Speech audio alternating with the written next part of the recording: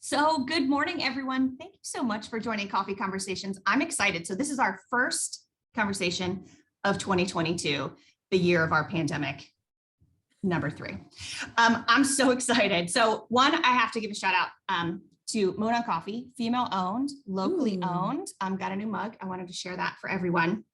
But my guest today is Ashley Sieb, and I love her. And as most people on Twitter, on any social channel, you're going to run across her at some point because she's amazing. So I'm just going to read. I normally do like a long thread, but I really liked how she did her LinkedIn. And so before I let her talk, I'm going to do her quick little thing because I think it's so dope. So she is a content marketer, an educator, a writer. She's Enneagram 7, not that, but Enneagram 7, and a triathlete. So she's all these things, and she's a mom, and she's just awesome. So Ashley, thanks for joining for coffee.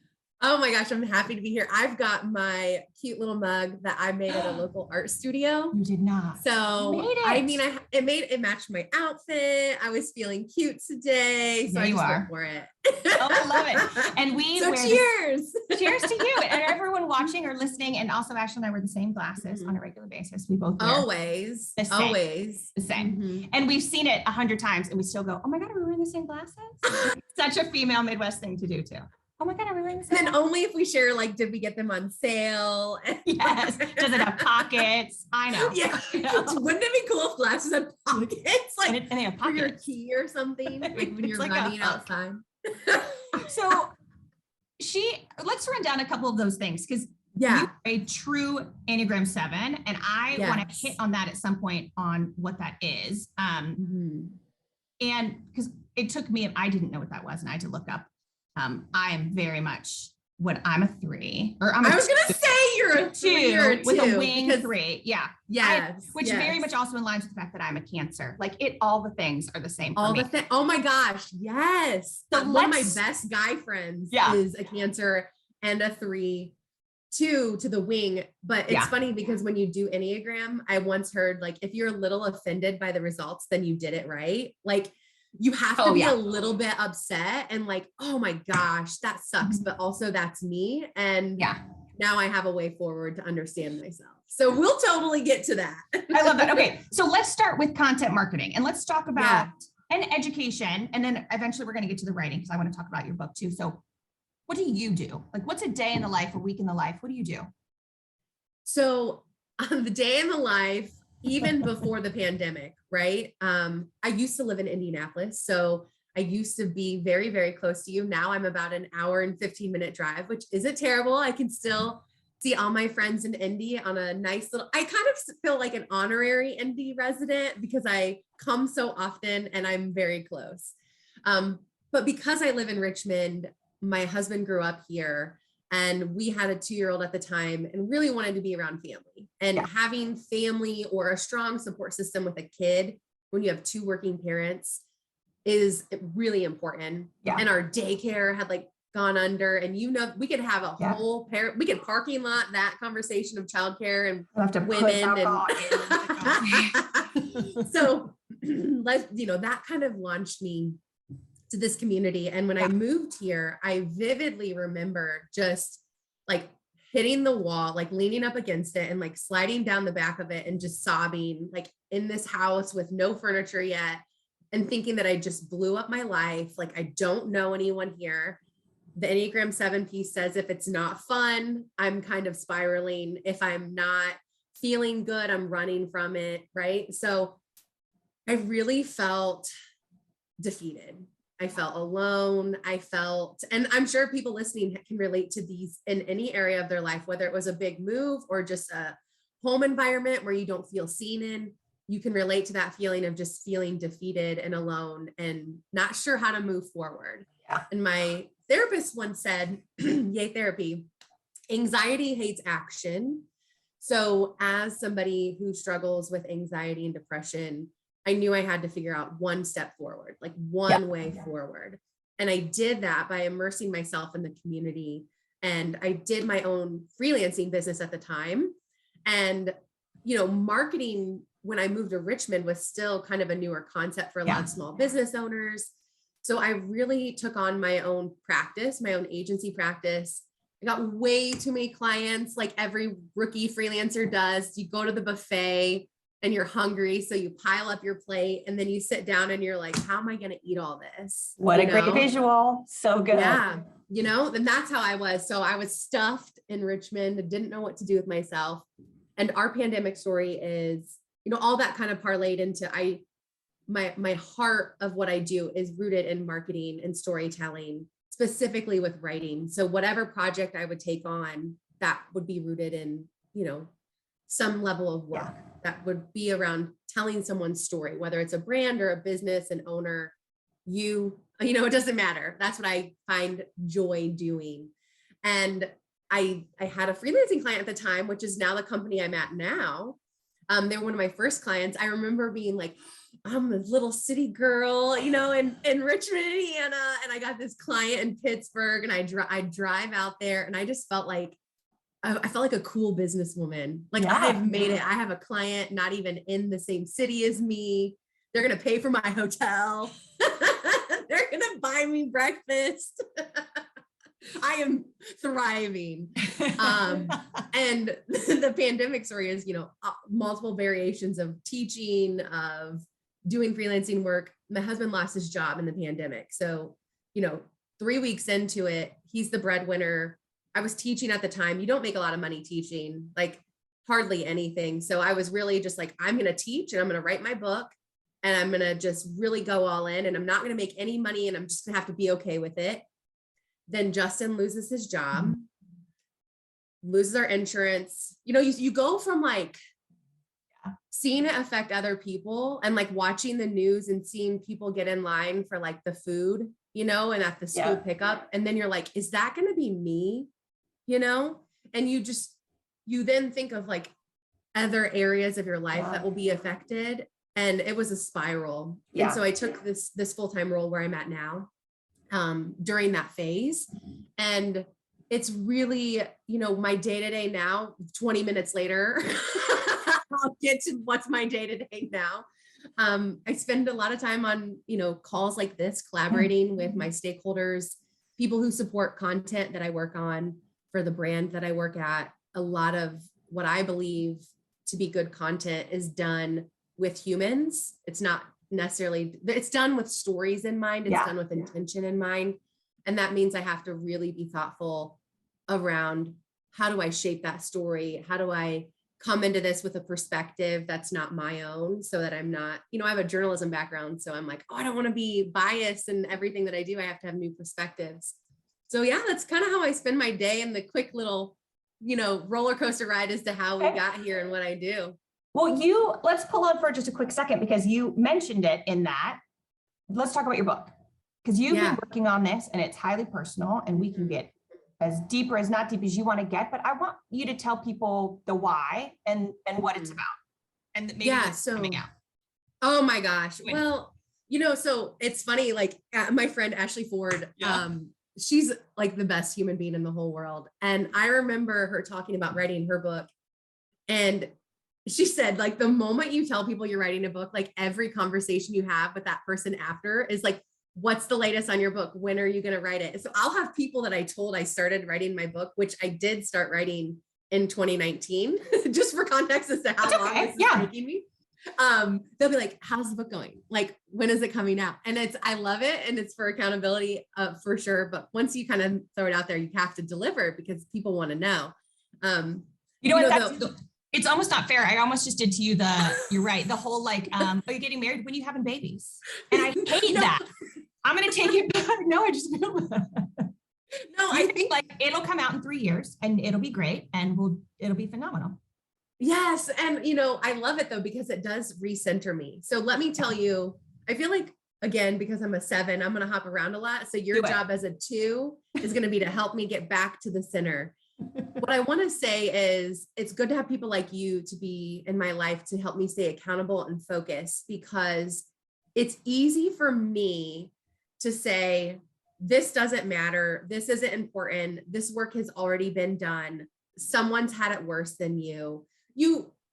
when you are trying to be vulnerable, those are your brick walls that you can easily put up because they're easy. It's safe to say, well, someone has it worse because it's true, right? Yeah. But I also have a harder story than other people, right? Yeah. So why don't I lead with that piece? Well, it's because it's easy to put the brick wall up. And when the pandemic hit and I had to go back into full-time work mode, I remember I actually have started to write recently again, but I hadn't opened that Google Doc in probably 10 months. You know, the pandemic hit, it was survival mode for so many, mental survival, physical survival for a lot of people. And I really kind of tapped out. I tapped out and I said, this just probably isn't going to happen for you. And you just need to let it go.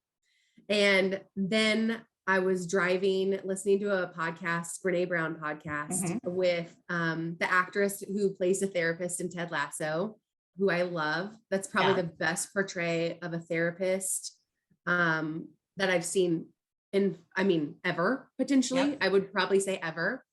And she started to talk about how when she met Jason Sudeikis, she said, I wanted this job because when I looked into his eyes, I knew there was more behind his eyes. I knew there were stories there. I knew there were experiences there that I wanted to be a part of. And it reignited the belief in me that we all have something behind our eyes. We all have something that we are, holding inward that really deserves the light to shine. Yeah. And so I started to write again, and I actually kind of changed the direction a little bit of what I was doing, because I didn't want this book to come off as like the next self-help book or like, when I say that, I mean, like I went through this cringy phase where I don't know if I can say like certain people's names, but it's an author who's like, I really liked in the beginning. And then I was like, oh, you are so problematic. I can't. We know who that is. Yes. Okay. You said I was like, I did. I wanted to bring this up to you and be like, oh my gosh, this was like that person is an amazing writer and storyteller. And that's what made me gravitate. But then I realized like all the problematic themes and narratives and like the prescriptiveness of it is not fair, because I'm a privileged white woman. I in no way can give some kind of like bullet point list that's going to completely resonate with anyone that has any level of discrimination or racism or anything that's going on in their life, because their barriers to get even basic healthcare are different than mine. Well, their barriers. Why this matters. Like, so what at a high point is that tell people, this is a I would say a memoir. But what's it about? Like, what's the bone? Like, what is, and I get that you're writing as you go, and I want everyone, understand that this is, creative in process. Yeah. But like, why do you want to write it? Other than, yes, telling your story and shining a light on those things. But for those that don't know, what would it be? What is it about? What's the plan right now? So the original premise, and this is where it's kind of shifted a little bit. The original premise was to talk, and I even got like a tattoo on my body because I was so convinced that this was going to happen. This is, again, me being an Enneagram 7. If anyone is listening and they're like really into the Enneagram, they're like, this girl is 100% a 7. So I got this mountain tattoo on my thigh, which I love, and I have no regrets. I think it's amazing. The original premise of the book was to be about all the different mountains that I've climbed in my life. So the concept that we all face these really big challenges, these big moments, these experiences, and they look so daunting and they look so impossible to overcome. And once you finally find your path, which your trail up the mountain might be different than my trail up the mountain, there might be a cave that you hide in for a little bit. There might be a creek that you have to swim across, but your path, your way up, it's yours. It's the way that you move forward. And when you get to that top peak, it's not like, oh, I need to go climb another mountain. It's very much like the moment of reflection where you're like, wow, look at this new horizon. Look at this place and this perspective I've gained because I was able to heal and overcome this really big thing in my life. Right. And that concept is still there, right? This concept of short stories, this concept of like being vulnerable about really big rocks and moments in my life is still there. It's just at the end, I'm not going to be like, and this is what you should do. And, you know, and it's very much like, come into this story as you are, Jillian, read this story, see where you relate, see where you pull something, and then see what you can reflect on to move forward on your own path. Yeah. Because me telling you what to do isn't going to fix whatever struggle you have. Again, the prescriptiveness, it's not going to work. So, you know, there's stuff from my childhood that I've had to work through in therapy and write and write and write and rewrite, you know? And then there's stuff, you know, as I grew up, I mean, a lot of my issues stem from so much chaos and stress as a kid, and me learning about what that did to my body and how that manifested, you know, the book, The Body Keeps Score, you know, all of that stuff is so relevant to what has inspired me. In the end, the outcome of the book is somebody reads it and they walk away and they feel more seen, and they feel in one way or another, like they can do something to help themselves or help others. Because if you don't have experience with an eating disorder, for example, which is one of the big mountains in my life, something I'm in active recovery for every single day, you may not have that experience, but now once you read it, you'll understand mine a little more, so you can support me.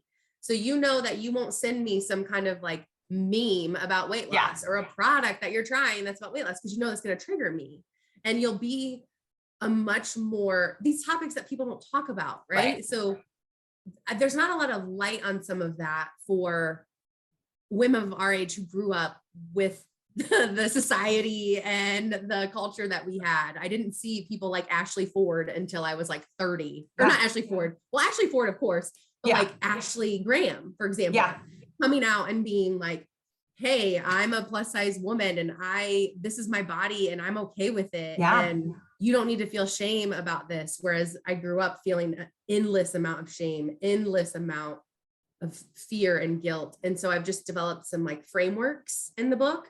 So again, it's not prescriptive, but this is like a framework. For example, if you're dealing with fear, this would be my framework for getting you through to the other side. I love it. I'm so excited. Again, no timelines, just very excited. And obviously want to be incredibly supportive. I want to real quick, because obviously I know we have some limited time, but I want to hit on, because we've said it a lot, Enneagram 7. What is an Enneagram? Why do you prescribe to them? Just share about that stuff. Because I'm Enneagram Light, and mainly I did mine because you guys. We always talk about it. So I love the concept of personality test as being a guidepost, but not a definition. So my biggest disclaimer for all of this is to say, you shouldn't like take a personality test or get something and be like, well, I am 100% this because it came out on this report. Like, I'm an extrovert, yes, but there are some days when I'm really introverted, and you can't have definites for some of this, right? But the Enneagram was introduced to me as a personality test, a self-awareness tool to learn about yourself and how you respond to situations and other people. And it was just one of the many, right? Strength Finders was another one. Myers-Briggs is another one. High Five is another one where they give you like your top 5 skills that you have, and you really lean into those. And so I was very skeptical, and I kept hearing people talk about it. And I was like, oh my gosh, another personality test. You're really going to make me do one more thing. And then I did it, and I was like, oh, I feel like this is the most accurate thing that's ever been prescribed for me. And I got it. And I came out as an Enneagram 7. I purposely didn't read about the types beforehand. I didn't want to know. I didn't want to self-bucket in any kind of way. I wanted to just respond naturally and natively. And when it came back, it was like, you're an entertaining optimist. You love to entertain people. You're the life of the party. You love to have a good time. However, none of that is true. I'm just kidding. Like but you think life is fleeting and it's like cotton candy going into water. You're never really satisfied. You're always wanting more. Your biggest desire is to be content because you're constantly feeling like you're missing out. And I was like, oh my gosh. I was just like, wow. And then it said, you know, you tend to run away from your feelings when things get hard. You either shut down or you cope with unhealthy habits if you've not identified that, right? So if you lean on to drinking, for example, because you don't want to deal with what you've got going on and you just want to be the life of the party because that's where you feel seen, then you may see some Enneagram 7s who are a little self-destructive in some of those ways. And sure went through a phase like that, you know. I feel like now yours is Peloton. We've not. Now I'm just like and now it's the Peloton. Now it went from martini to Peloton. And you know what? And you asked why I like it. So I like it because it gives you a wing. And it basically says, you're mostly like this. You mostly identify as a 7. However, in moments of stress or in moments of joy, you can wing either way. So in moments of stress, I can wing toward a 6, which is more of like an anxious persona, which is more of the like you go into the bathroom and you open the curtain to make sure somebody's not in there. You know, like that is like classic 6, right? You're always kind of worried that something bad is going to happen. And then the 8, which would be like a challenger persona. So this is where I'm going to ask hard questions. I'm going to tell you how I feel. I'm going to, like, in a peak state, right? Like I'm feeling good about myself. Like I'm going to do all those things. And I liked it because I felt like it gave you like wings to be yourself, right? Not to be too cheesy, but like gives you more of a scope of who you are, because you aren't just one thing. I'm not just a number on a personality test. I'm not just a writer. I'm not just a mom. I'm a multifaceted person with experiences and moments and feelings that make me uniquely me. And if I listened to a TED talk from the head of marketing yesterday, and she talked about like, if you consider yourself as just like a molecule or an atom, you leave whatever environment you're in, it changes. Yeah. And I love that perspective because we don't give ourselves enough credit for who we are and the spaces that we're in. And when we ask ourselves, what happens if I leave? What happens if I am not here? It starts to be very clear, like that, the value that you bring or the potential that you could bring if you show up as yourself more fully. Oh, just writing down pull quotes, totally fine. Yeah. But I mean, that would be the outcome of the book, right? Like that would be the outcome, It's so good. So let's talk about briefly, because you've gone through, and we've kind of talked, struggles in the book. And I want to maybe lately, because obviously I want people to know that we're all going through something, right? And so but let's bookend it. So where have you found this past year, let's say, some struggle, but where are you finding your joy? Where's your delight? Yeah.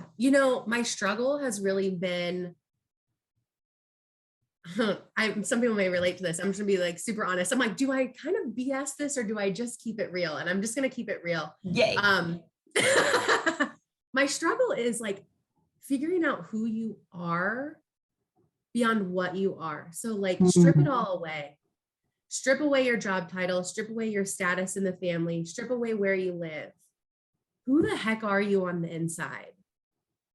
And I mean, really, who are you? I don't mean like, I like tacos and, I tend to read these kind of books. I mean, what words identify who you are? And almost taking my branding lens, like as a marketer, we talk about brand voice for companies. Like, what's Ashley's personal brand voice?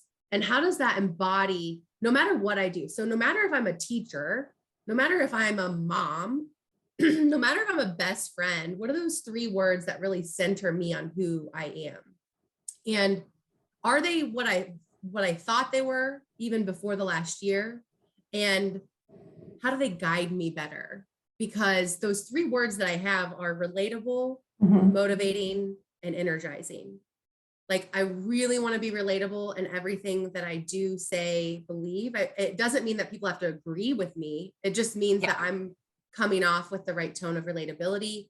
I can be motivating not only to others, but to myself. I have a sense of what's important for me as a person to motivate me. It's an intrinsic thing. People often ask me, how do I stay motivated? And I'm like, well, how do you stay motivated? It's an inward thing. It ain't about me. It's about you. And then the energizing piece, like, am I doing work that energizes me? Am I being around people that energize me? And that was the one that I got stuck on because I felt so depleted this past year. I didn't think that I was using my energy wisely. I felt like I had to really reevaluate the work that I was doing, the activities that I got myself into. Am I doing it for me, or am I doing it because I feel obligated? And I think that's something a lot of women can relate to, is that sense of obligation. And so my number one question to myself this past year is like, who told you that? Like, who told you? And it's usually me. It's usually like yourself. Like, you're the one that told you that. So let it go, That is really delightful. I really, it's really good. Every once in a while when I start to kind of spiral or different things, I'm like, I read something where just keep asking why until you can no longer ask why. Or what else, right? Like there's nowhere else to go. And then that's the base. And I just find that incredible, just the onion, right? I just find that incredibly helpful. So finding yourself, doing great work, just being amazing. What can the community do to show up? I think others. Yeah. The best thing, and this is again, the inward challenge that I would have for people, is you can't really show up for others unless you show up for yourselves. And so if you really want to show up as a community, as an individual, my ask would be that you be committed to doing the work for you, because then I can have an authentic relationship with you because I know what you care about. I know what you believe in, and it's not a bullshit answer. It's really like, hey, I'm Jillian and I'm really passionate about this. And this is the kind of, work that I inspire to. But you know what? As a human, these principles are important to me. And this is what I get turned off by. And this is what I can't tolerate. Like, some people don't know how to articulate that. Yeah. So then, and as women, it's hard. I mean, not saying to articulate, but as women, it's hard to say no. So even that portion of what do I get turned off by, right? It's back to that fear of missing. And even if you don't want to, you're like, but I'm obligated. I have this fear of like, oh, if I don't, I'll be seen as. It's so important. That is so good. So let's actually just tie that right in, right? Because you're asking people to find and to define true self, and to commit to the work, that inward challenge. So how do you want to leave that legacy? Because I feel like that is very tied together. It is. I think it's one of those things where my mind goes, you have to see it to be it. So my goal is to be an example, to show you how I show up for myself, to show you how I struggle, to show you how I can cry opening a bag of bread because it reminds me of my grandpa, which is what I posted about yesterday. And to normalize some of that. It's to normalize the feelings. It's to normalize the discomfort. And I try to do that often because I want others to feel the same way. I want them to feel safe enough that when they look at my Twitter feed, or they read an article, or they, see anything I post, that they think, I want to do that too. Yeah. I want to really be okay to say I'm not okay. And that's a big undertaking for high achieving women like us, for women who are worried about their perception and reputation. You get that. I'll tell you this really quick story. I tell my students when I was teaching, if you send me an email and you're lying to me about why you can't come to class or get an assignment done, I have failed you, because I've not built psychological safety in the classroom for you. Yeah. Because I struggle with my mental health. I have depression. I have anxiety. I have family problems. If you feel like you can't tell me that honestly, I've not created a space for you to do so. And then my friend was like, wait, you told all these students that you have depression and anxiety? Like, don't you, I know she didn't mean it this way, but some people just like shoot it out. Yeah. Don't you feel like that discredits you in their eyes? Like, don't you worry that they will think you don't have it together. And I said, I don't always have it together, and I'm okay with it. And I hope that they know that they don't always have to have it together either, because that's why we have collective trauma. I'm not gonna lie, I just choked up a little bit right there because it was just so lovely to have just more people support NCU in such a beautiful way. And what a vulnerable thing to do. And to be honest, that is a fucking amazing legacy to leave. It's so good. Well, Ashley, I'm so grateful for your time, for our short time together. And thank you for sharing your journey and your why and your what. And I'm just really excited to share this with others. And I hope others can relate and follow you for even more of those gems of things. So I am just grateful for you and thankful for your time, and thank you for everything that you do. Well, thank you for your work and giving space for women to tell their stories and show up as themselves. And you ask questions that create space for people like me to do the work and to share authentically. So what you're doing, I would say, is very important and something that is a mechanism to more of what I hope that my legacy and the community turns into. So cheers to you. It's like the best morning I think everyone should have a morning where this is why girlfriends are important, just for everyone. I agree. So thank you again. And I'm so grateful. I am too.